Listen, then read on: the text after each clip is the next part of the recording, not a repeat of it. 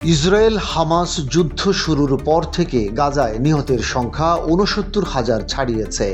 শনিবার গাজার স্বাস্থ্য কর্মকর্তারা এই তথ্য জানিয়েছেন। চলমান যুদ্ধবিরতির শর্ত অনুযায়ী ইসরায়েল ও হামাসের মধ্যে মৃতদেহ বিনিময় কার্যক্রম অব্যাহত রয়েছে।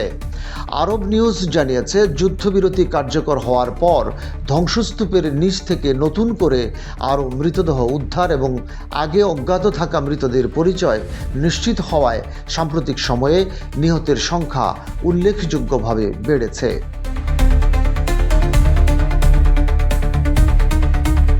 তবে যুদ্ধবিরতির মধ্যেও গাজায় সীমিত হামলা চালিয়ে যাচ্ছে ইসরায়েল। শনিবার ইসরায়েল গাজার হাসপাতালে ১৫ ফিলিস্তিনির মৃতদেহ হস্তান্তর করেছে। এর আগের দিন হামাস এক ইসরায়েলি জিম্মির মরদেহ ফেরত দেয়। মৃতদেহ ফেরত দেওয়া ও গ্রহণ করা যুদ্ধবিরতির প্রথম ধাপের মূল অংশ, যেখানে চুক্তি অনুযায়ী হামাসকে দ্রুততম সময়ে সব জিম্মির মৃতদেহ ফেরত দিতে হবে। প্রায় ১ মাস ধরে চলমান যুদ্ধবিরতির পরও গাজায় ধ্বংসস্তূপের নিচে অসংখ্য মরদেহ চাপা পড়ে রয়েছে। সীমিত সরঞ্জাম, জ্বালানি সংকট ও চলমান অবরোধের মধ্যে উদ্ধারকর্মীরা ধীরে ধীরে মৃতদেহ উদ্ধার করছেন।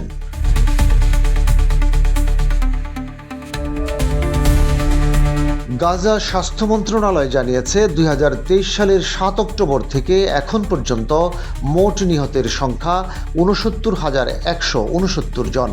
এর মধ্যে ৩১ অক্টোবর থেকে ৭ নভেম্বরের মধ্যে পরিচয় নিশ্চিত হওয়া আরও ২৮৪ জনের নাম সংযুক্ত হয়েছে। এখনও বহু ফিলিস্তিনি নিখোঁজ রয়েছেন। যুদ্ধবিরতি শুরুর পর গাজায় ২৪১ জন নিহত হয়েছেন। গত ৩ দিনে ধ্বংসস্তূপ থেকে উদ্ধার হওয়া ৯টি মৃতদেহ এবং সাম্প্রতিক হামলায় নিহত একজন সহ মোট ১০টি মৃতদেহ হাসপাতালে আনা হয়েছে। একই সময়ে আরও ৬ জন আহত হয়েছেন।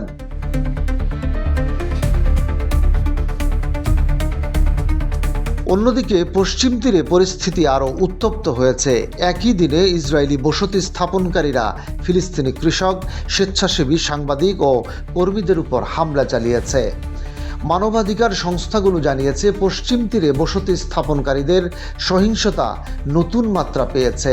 এই হামলা অব্যাহত রেখে যুদ্ধবিরতির মধ্যে কী বার্তা দিচ্ছে ইসরায়েল, তা নিয়ে আন্তর্জাতিক বিশেষজ্ঞ মহলে চলছে নানান আলোচনা ও সমালোচনা।